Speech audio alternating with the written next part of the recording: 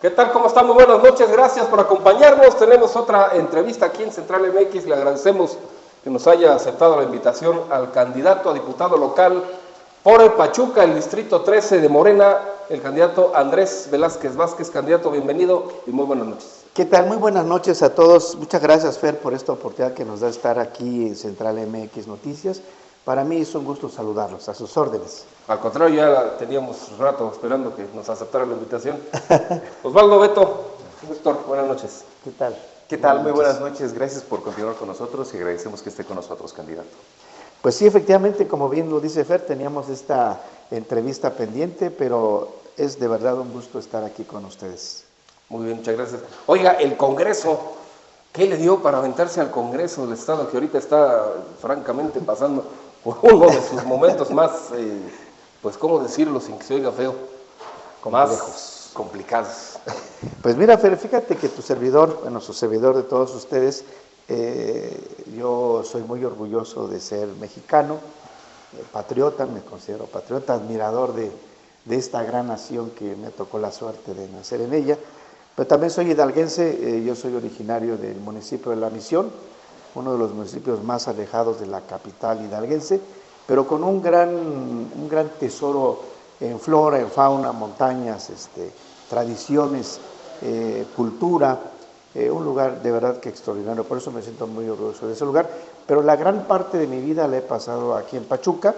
Estudié la primaria en la escuela Justo Sierra, viví en el barrio de la Palma, concretamente en la calle de Simón Bolívar, una de las calles más agrestes de la capital. Sí. Sí, es una calle pequeña, angosta. Y empinada. Y empinada, propia de los pueblos mineros de hace muchísimos años. Entonces, pues muy admirador de la Bella Airosa, porque así le hemos denominado desde hace algunos ayeres, con una historia minera, pues obviamente muy propia, pero también muy comprometido con el centro histórico. Les platico que fui comerciante durante 25 años en el centro histórico, formé parte del patronato para la conservación del centro histórico, entonces conozco el sentir, conozco la necesidad de los comerciantes, pero también de los ciudadanos que hemos vivido en los barrios altos o en las colonias que tienen que ver con esta mágica historia de Pachuca.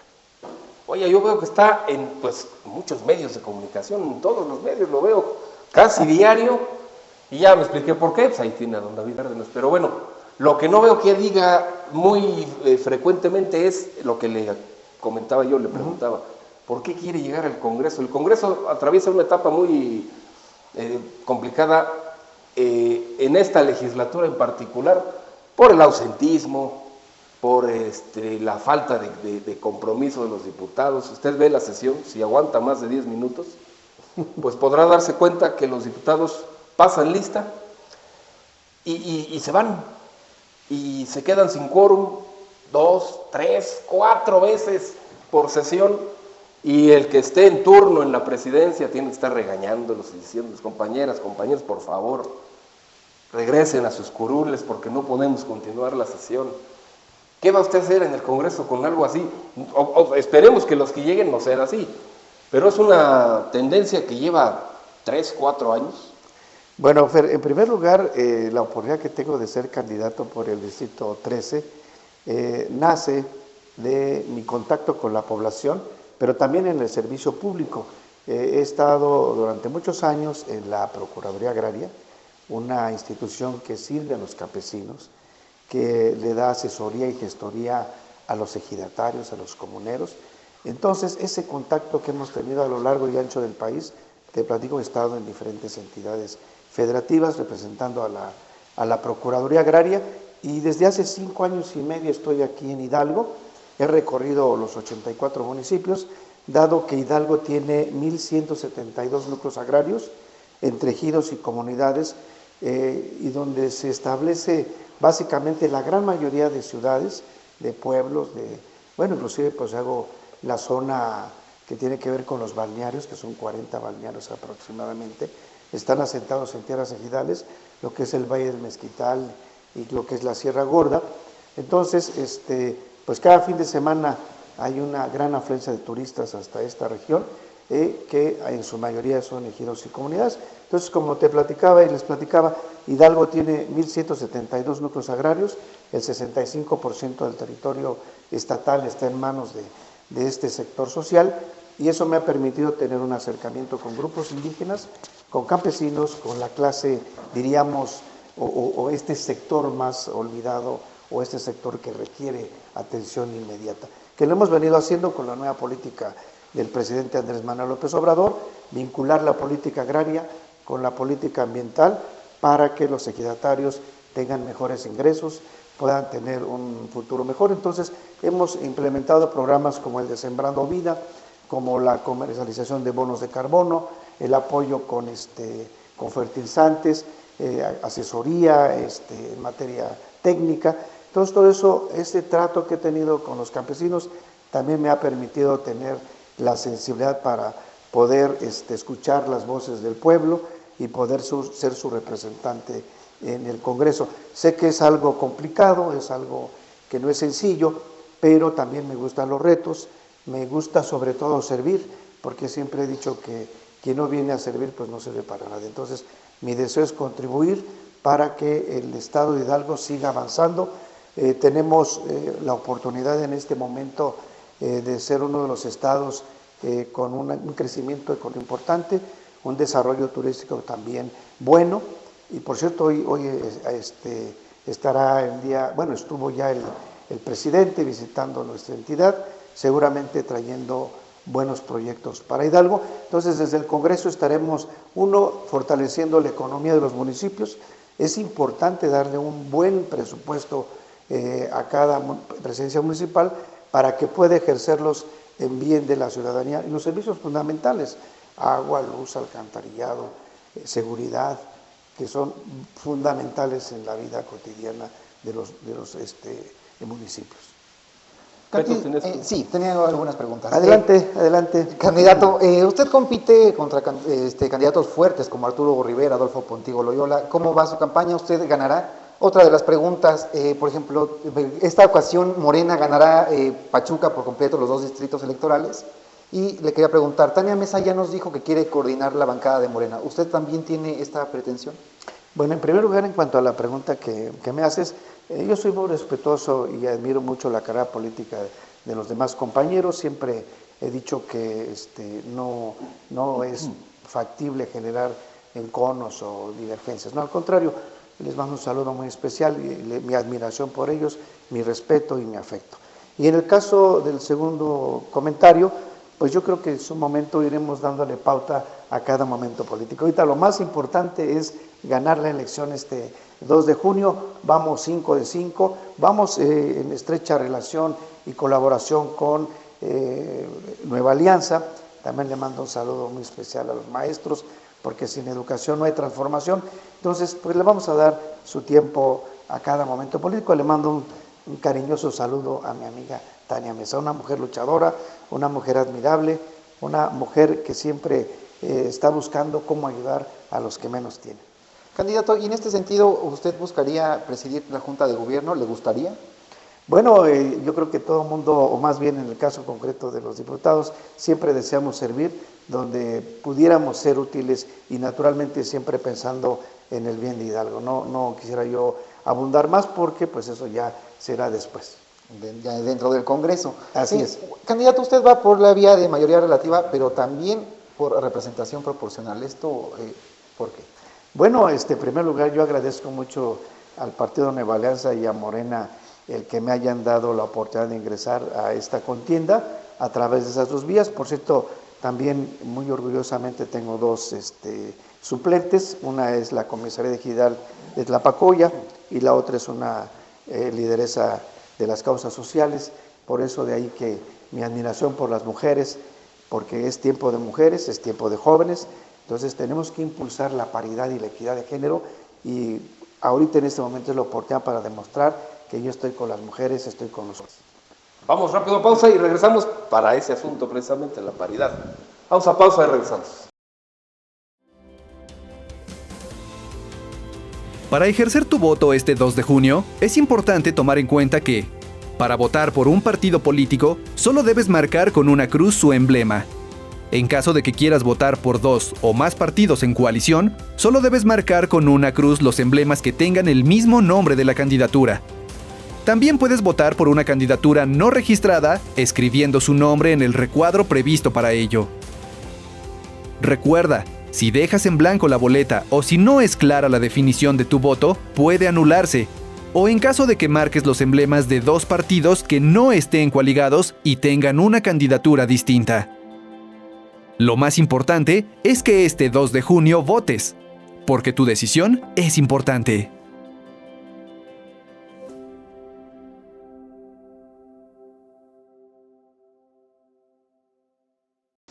Gracias, regresamos, seguimos platicando con Andrés Velázquez Vázquez, candidato a diputado local por el distrito 13 de Pachuca, de Morena y Nueva Alianza. Candidato, le preguntaba a Beto del tema del Congreso, sí es interesante porque está ya el tema de la paridad.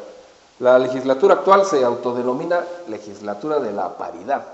¿Por qué? Pues porque ya a partir de esta legislatura y por ley, no por otra cosa, sino por atender la ley, pues ya son 15 y 15, ¿no? De las 30 diputados y diputadas son 15 y 15, sí, pero las comisiones más importantes la tienen los hombres: Hacienda, legislación y puntos constitucionales, seguridad, gobernación, y ya las que, pues, no porque se oiga feo, pero las que son de relleno, pues ya las tienen las mujeres. Bueno, hasta la comisión de género la tiene un hombre. Cuando llegue usted al Congreso, porque seguramente va a llegar, tendrá esa voluntad de que haya mujeres, de no impedir que haya más mujeres en los puestos de mando del Congreso, sobre todo, por ejemplo, en la Junta de Gobierno y para presidir la propia Junta de Gobierno, y las comisiones importantes, no nada más en el número de integrantes. Así es, pero bueno, pues fíjate que, y fíjense amigos, que en la Procuraduría Agraria impulsamos el que las mujeres ya fueran propietarias de sus tierras, ¿sí? Fueran titulares de sus derechos agrarios, tanto de sus tierras de uso común como en su parcela y en lo que tiene que ver con su solar urbano.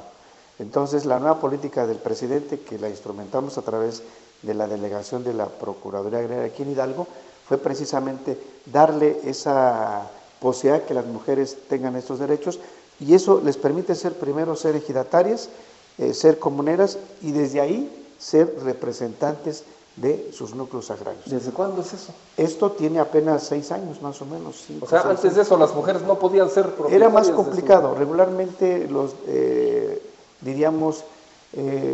testamentos agrarios iban dirigidos, primero el titular era regularmente un varón y quien seguía en línea directa era las mujeres, su esposa, pero si no era el hijo varón, el primer hijo varón. Así lo establecía la Ley Federal de Reforma Agraria. Ahora con la ley agraria, pues ya las mujeres tienen esa facilidad. Obviamente se le tuvo que hacer algunas adecuaciones para que las mujeres puedan tener la titularidad de esos derechos agrarios e incluso mujeres que no están dentro del núcleo.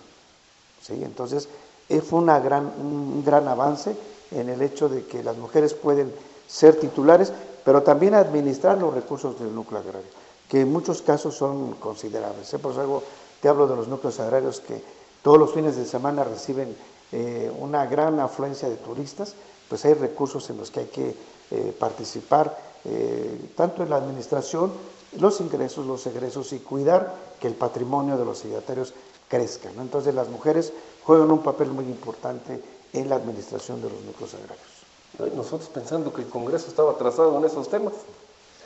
Candidato, insistiendo un poquito en la pregunta que hacía mi compañero Beto, el ir en estas dos posibilidades para llegar al Congreso, como se dice, por tierra y además en la lista, es porque pues alguien lo quiere tener ahí sí o sí, ¿no?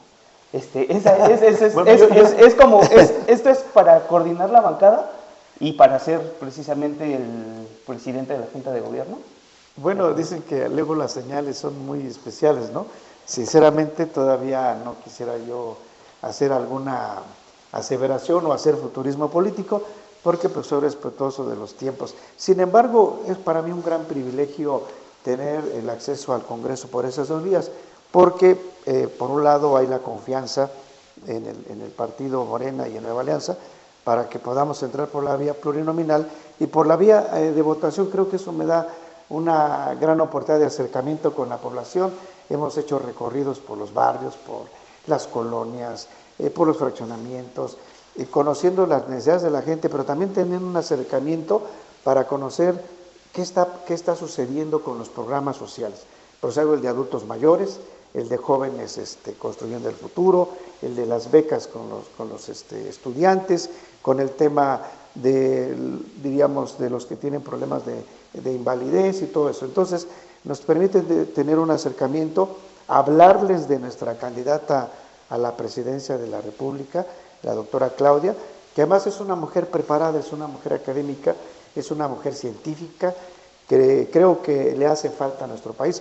Sería la primera mujer en la historia de México que ocupara este puesto tan importante. Entonces, es necesario impulsar la imagen, el prestigio de Claudia, pero también conocer qué opina la población de este momento tan trascendente para la historia de nuestro país. Ese acercamiento siempre es importante. Siempre en la Procuraduría Agraria, válgase la redundancia, procuré estar en territorio, menos en escritorio. Entonces, siempre es muy importante estar en la trinchera de los ejidos, allá en las calles, conociendo las necesidades de la gente. Entonces, afortunadamente hemos recibido mucha calidez, una porque pues he sido comerciante, dos como servidor público en la Procuraduría, la gente, hay una buena conexión con ellos. Entonces, para mí es un privilegio saludarlos, encontrarlos, escucharlos y buscar algunas alternativas que puedan resolver su situación actual.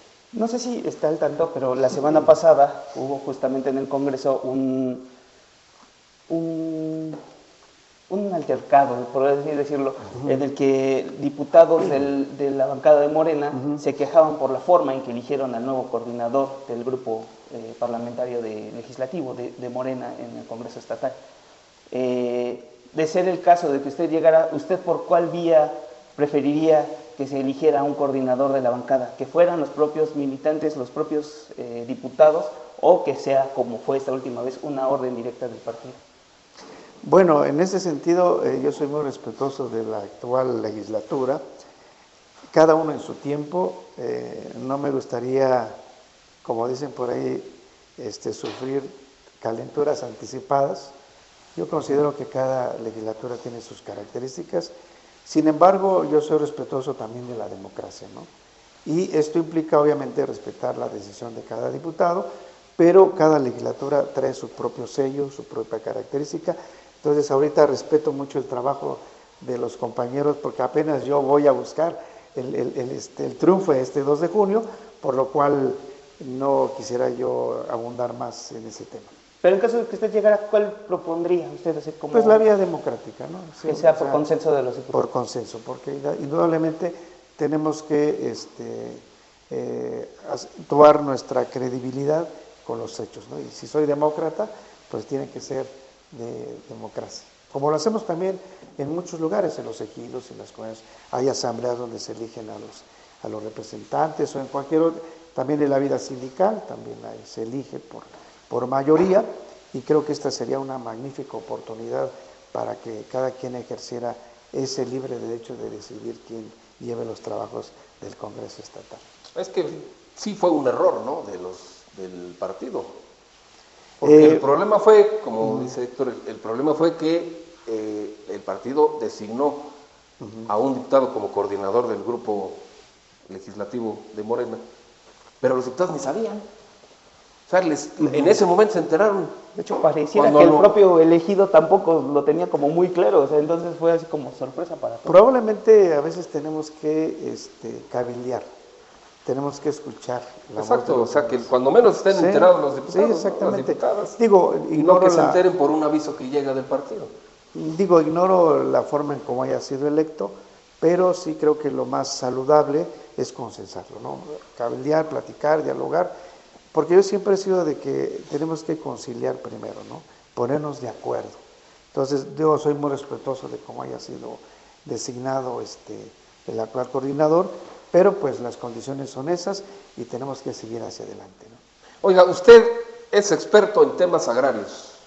Su experiencia y además su facilidad para expresarse del tema ya nos lo ha dejado muy claro, pero llegando al Congreso va usted a tener además, entre otros problemas, inconvenientes y alteraciones, va usted a tener a cargo a la Auditoría Superior del Estado. Ahorita que regresemos de corte nos platica. Claro que sí, Fer, con mucho gusto. ¿Qué va a estar con ese tema que es bastante espinoso, sobre todo por los antecedentes más recientes, ¿no? Exactamente. Vamos sí. rápido a pausa y regresamos. Claro que sí, Fer. El Instituto Nacional Electoral pone a disposición de la ciudadanía la plataforma Ubica tu Casilla 2024, donde se encuentra el punto exacto donde se instalarán las más de 170,000 casillas de todo el país. Para conocer dónde se encontrará la casilla más cercana a tu domicilio, solo debes ingresar a nuestra página www.ubicatucasilla.ine.mx. Ahí selecciona tu entidad y la sección electoral que aparece en tu credencial para votar y listo. En menos de 5 minutos podrás conocer la ubicación de la casilla en donde podrás ejercer tu voto. Porque este 2 de junio tu decisión es importante.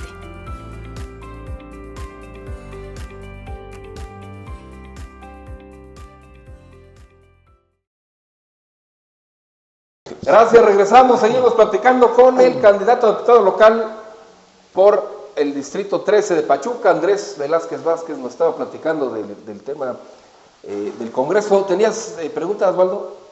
Sí, hablando de estos Claro, temas, Osvaldo.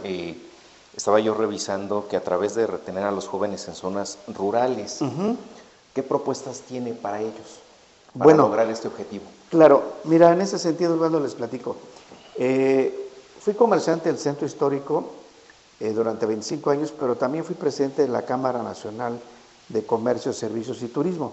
Estuve en el sector empresarial, estuve en el Consejo Coordinador, también fui vicepresidente nacional de la Concanaco. Eso me permitió en su momento ver alternativas que generan empleos, porque los empresarios somos los que generamos empleos. El gobierno regula la actividad económica, pero sí es muy importante uno impulsar el centro de nuestra ciudad, el centro histórico, el reloj, necesitamos remodelarlo. Afortunadamente ya hay un recurso que el presidente Andrés Manuel López Obrador ha destinado para remodelar el reloj, la parte cívica de abajo, la biblioteca y todo eso, porque desafortunadamente pues ha sufrido el descuido de varias administraciones, entonces está prácticamente en ruinas la parte comercial que algún día lo fue. Entonces necesitamos recuperar ese símbolo de la ciudad, ese orgullo de los pachuqueños. La otra es ordenar el comercio ambulante, darle vida a los mercados, tenemos que devolverles esa limpieza, ese orden en los mercados para que los turistas vayan a consumir. Hacer de Pachuca un centro turístico importante. La gran mayoría de ciudades que son del corte minero, llamémosle Zacatecas, Guanajuato, Tasco, pues su centro histórico es, diríamos, el alma de la ciudad. Entonces aquí pretendemos darle a este centro histórico de Pachuca una nueva vida, una nueva imagen. Necesitamos zonas verdes, jardines, devolverle a las fachadas ese esplendor que un día tuvieron.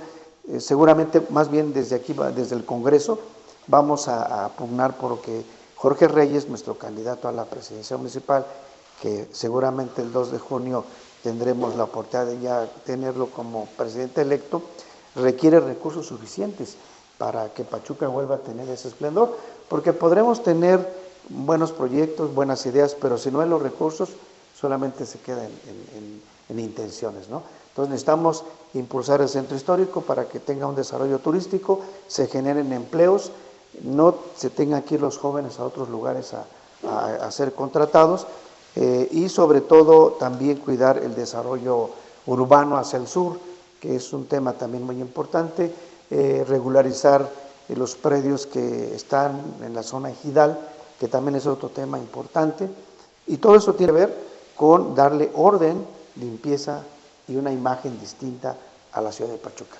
Indudablemente, como parte del Congreso, estaremos velando por todo el Estado, pero diríamos la parte que ahorita entraríamos con mayor intensidad es la capital del Estado. Candidato, habla precisamente del centro histórico, efectivamente tiene muchas necesidades, muchas carencias, hay crecimiento hacia la zona sur, pero en contraste están los barrios altos, que son los barrios más antiguos. Requieren muchos recursos, necesitan servicios básicos. ¿Cómo garantizar que efectivamente el dinero llegue a estos espacios con este fin desde el Congreso? Claro que sí, mira, pues los servicios fundamentales que requieren una atención urgente es el agua, ¿sí?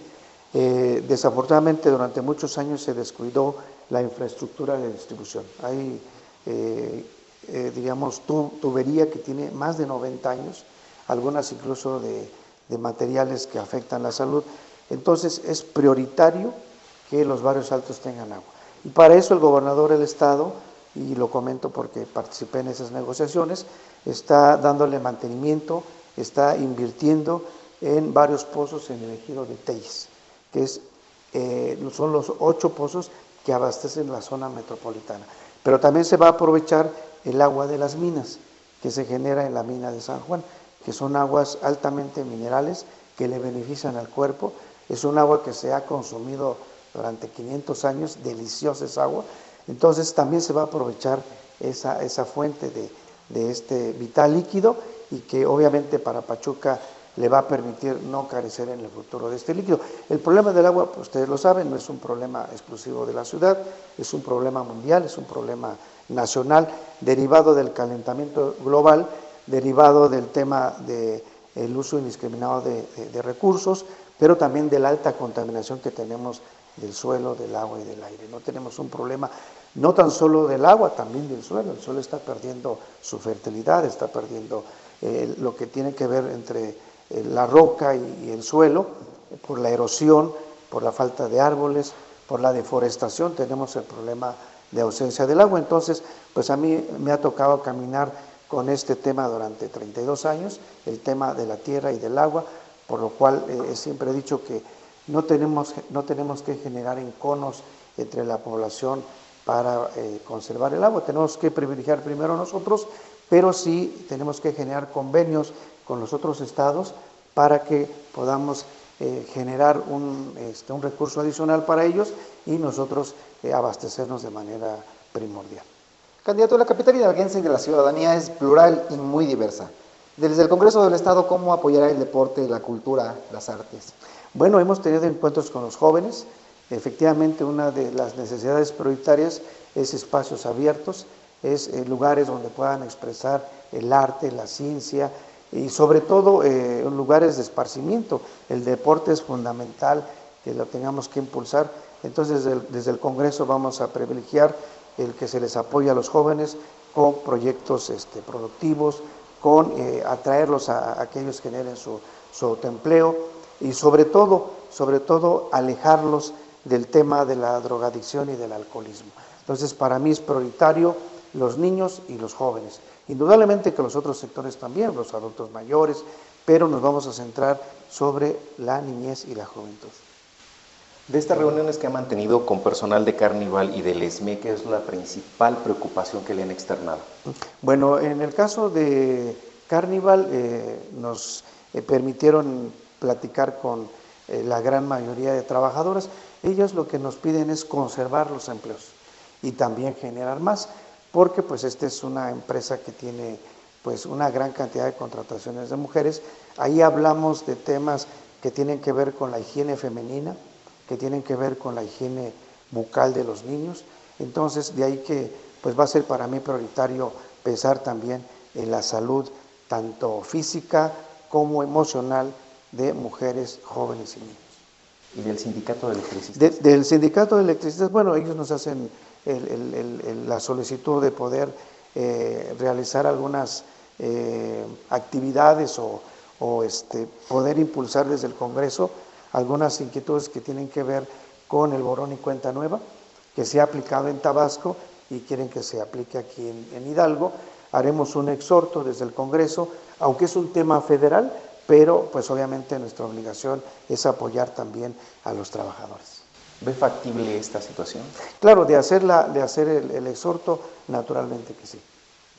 Oiga, hablando de temas presupuestales, pero ya de otro rubro, ¿cómo va a estar con el tema de la seguridad? La seguridad ha caído en Hidalgo, pues de forma importante en los últimos 3, 4 años más o menos. El índice de paz que se presenta cada año, publicábamos una nota hace unos días, pues hace 10 años Hidalgo estaba en primer lugar. Así es.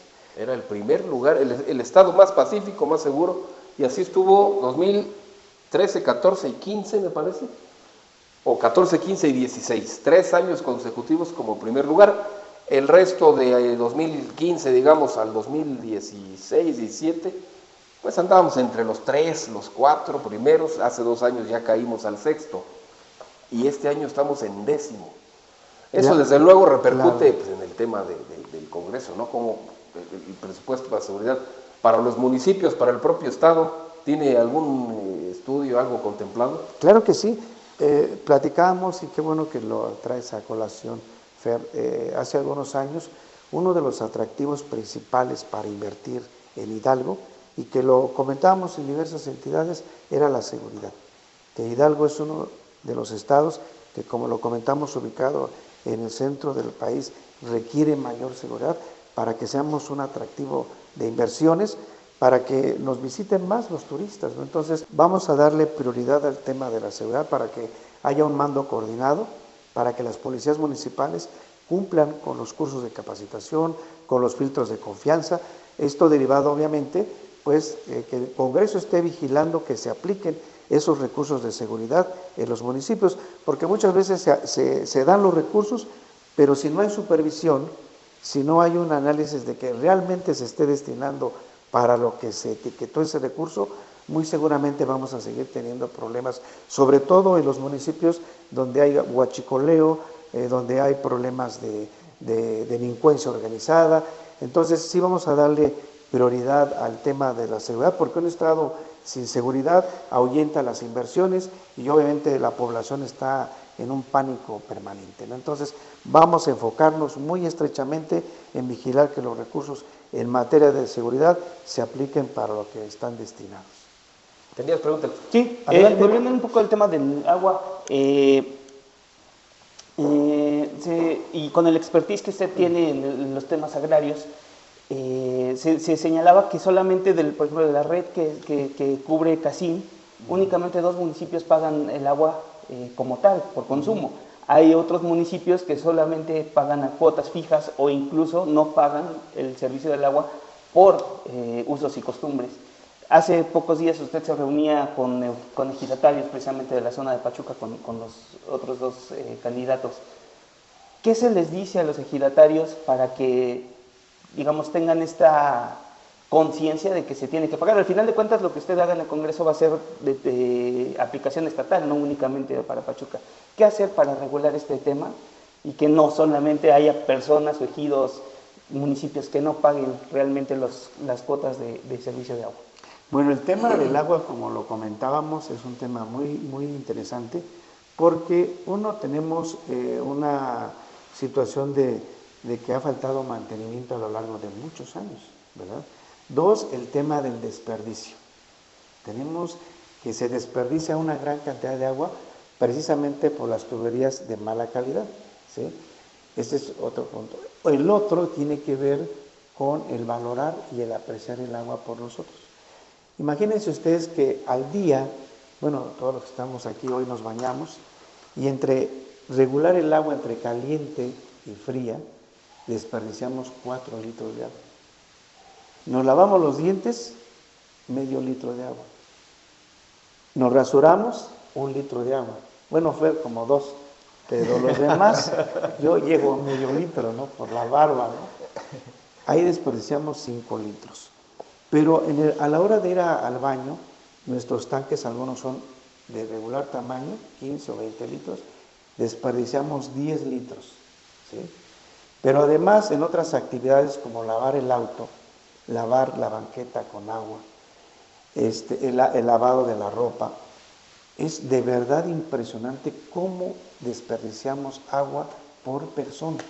Pero súmale la fuga de agua por las tuberías que ya están totalmente destruidas. 2, el desperdicio en el caso de nuestros hogares. Pero además hay un alto consumo de agua en las zonas industriales. Pero también la actividad agrícola requiere agua. Entonces, ese tema de cuidar de una política pública que nos permita valorar y apreciar el agua es fundamental, porque así traigas agua de donde traigas, explotes agua de donde sea necesario, pero si no la aprovechamos y la desperdiciamos, será inútil lo que se tenga que hacer. Tenemos que generar una conciencia de cuidado del agua. Independientemente de esta conciencia, ¿usted impulsaría desde el Congreso que estos municipios paguen? Así es. ¿Por qué? O sea, que se regularicen que se y paguen regularicen. por ¿Por qué? consumo. Porque el agua tenemos que pagarla todos en virtud de que se requiere mantenimiento. Estos años que no se le dio mantenimiento fue precisamente porque el recurso que se destinó para repararla se iba a otro lado. Entonces necesitamos concentrarnos en recuperar el tema del agua, el tema del suelo, el tema de la contaminación ambiental. Por eso hemos comentado que llevaremos una política pública de rescate a los recursos naturales. Por ejemplo, el tema de la basura, que también tiene que ver con las rutas de recolección, pero también un lugar donde pueda hacerse un relleno sanitario y no sea un depósito a cielo abierto, porque esto impacta, pues en primer lugar, a quienes trabajan en el tiradero, porque no podemos llamarle relleno sanitario. 2, afecta a los mantos freáticos, ¿sí? Los mantos acuíferos. Entonces, y además, también nos falta la cultura del reciclado. Algo ya no nos sirve y decimos, ya esta hojita no sirve, pero del otro lado la podemos ocupar, ¿no? Cuando tenemos conciencia de reutilizar los recursos. Entonces, va mucho de la mano el tema de la concientización del aprovechar los recursos naturales que ya están siendo limitados, ¿no? Si no tomamos acciones inmediatas, en 30 años tendremos una hambruna brutal, 1 por el tema de la sobrepoblación, 2 por el tema de las migraciones. Tenemos grandes migraciones del sur hacia Estados Unidos, hacia México, o grandes migraciones de África hacia Europa. Entonces sí tenemos que cuidar el tema de los recursos naturales. Perdón que interrumpa, más rápido, vamos a corte y regresamos.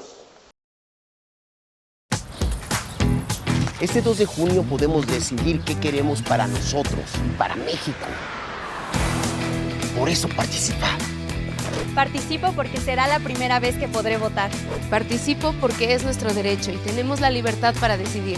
Yo me informo y participo, porque lo que elija hoy tendrá efecto en la vida de mi familia. Participo porque quiero que mi voz sea escuchada. Este 2 de junio participa. Tu decisión es importante. INE.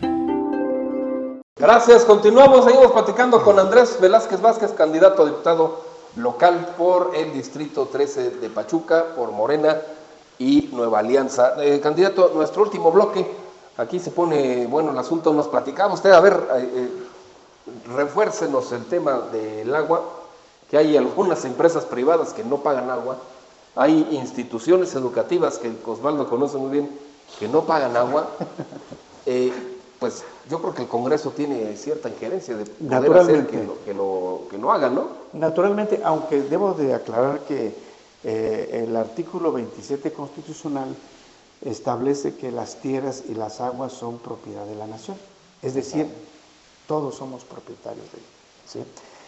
Entonces, pero también tenemos que generar los mecanismos de convenios y colaboraciones para cómo distribuirlo.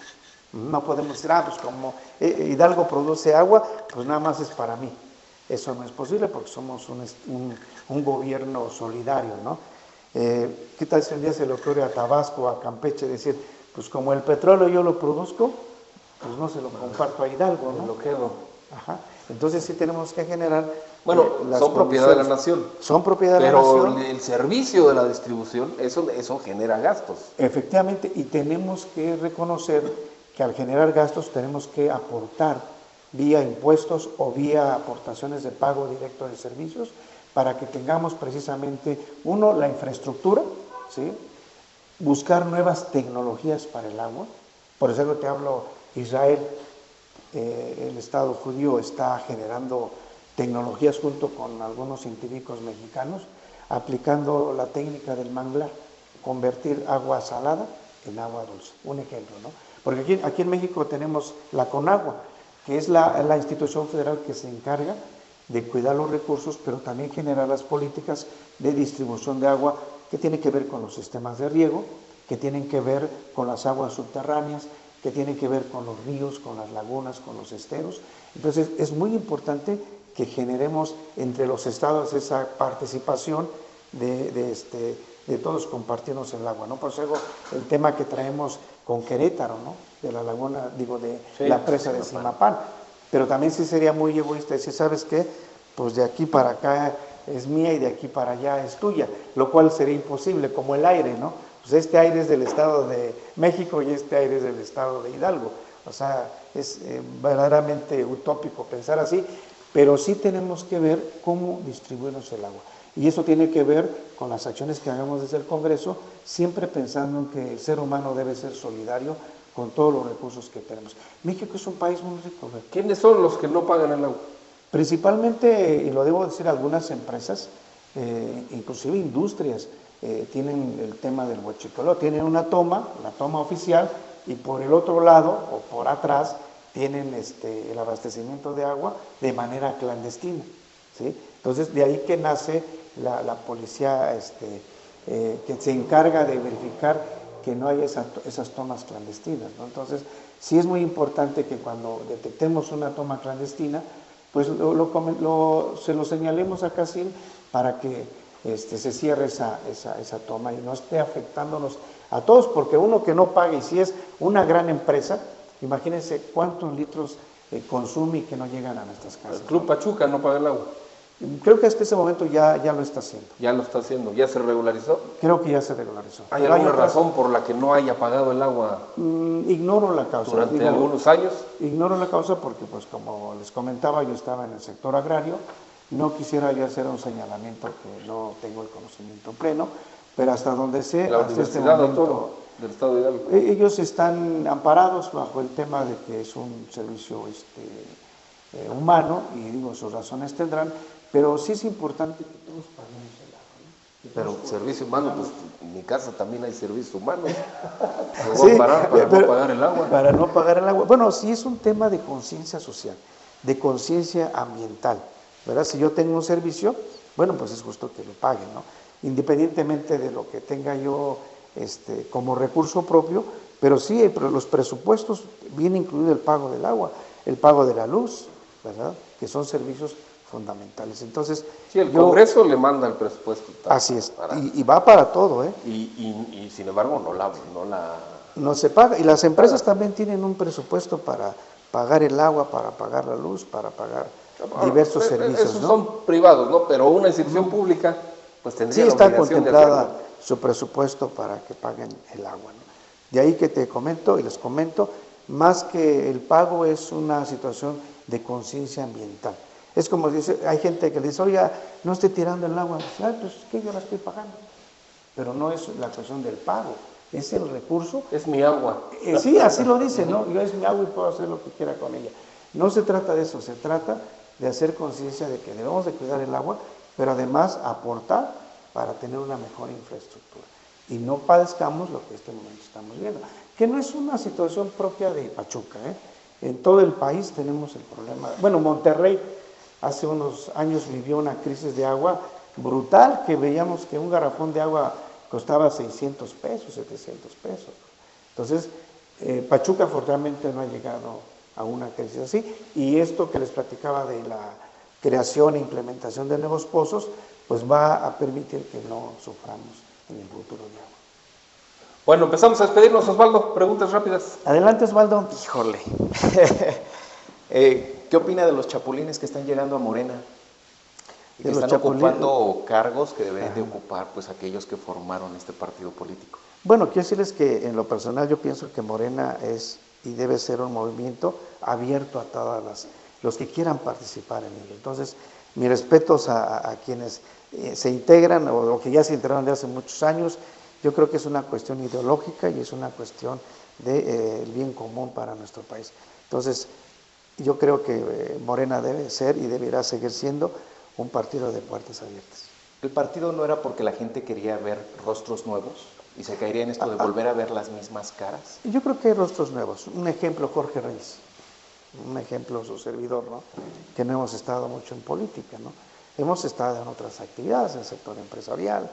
Entonces, pues, bueno, yo ya no estoy tan nuevo, pero soy un rostro distinto, ¿no?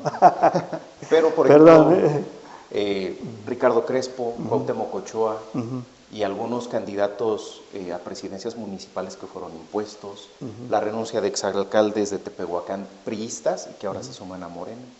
Sí, efectivamente, bueno, ahí hay muchas opiniones en relación a ello. En lo que se refiere a tu servidor, soy muy respetuoso de estas inclusiones y obviamente pues todo es parte de la misma política, ¿no? La política es el arte de servir, es el arte de hacer amigos y pues todos son bienvenidos a Morena. Adelante.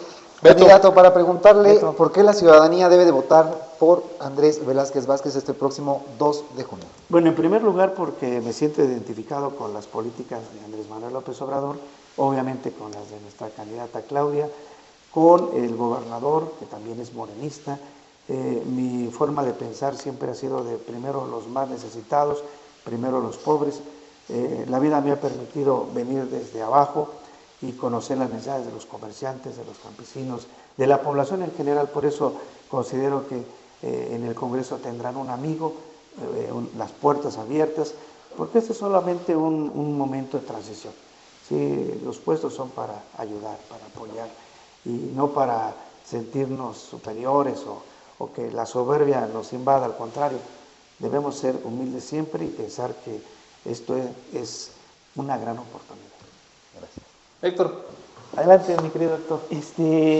Candidato, ¿qué hacer en el Congreso para que estas leyes que usted podría impulsar en caso de llegar impacten realmente en la sociedad? Porque como bien nos decía, por ejemplo, en el tema del agua, a lo mejor se puede hacer una iniciativa pues muy buena, muy bonita, muy lo que sea. ¿Cómo hacer que esa persona que se está lavando los dientes precisamente, o en el tema particular del agua, ¿no? Pero en muchos temas, que realmente la persona de a pie impacte en su vida?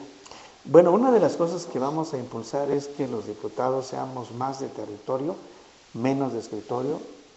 Vamos a caminar con ellos a lo largo y ancho de este bellísimo estado de Hidalgo y vamos a activar también, por eso, a los regidores.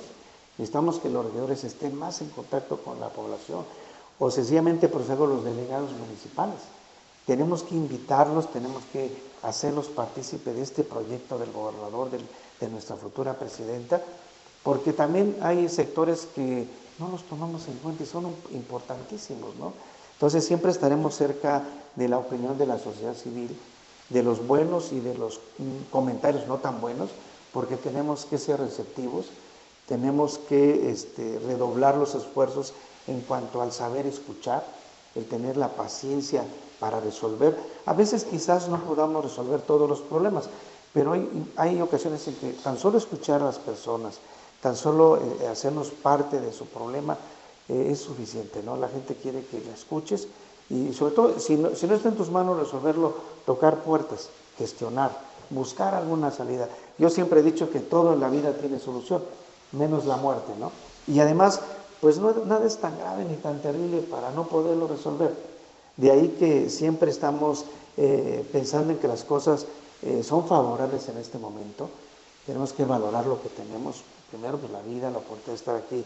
Yo en lo personal siempre aprecio y valoro la suerte de haber nacido en México, la suerte de estar en Hidalgo, disfrutar día a día como esta extraordinaria plática que tengo con todos ustedes, porque también hay que ser felices aún en las condiciones adversas, ¿no?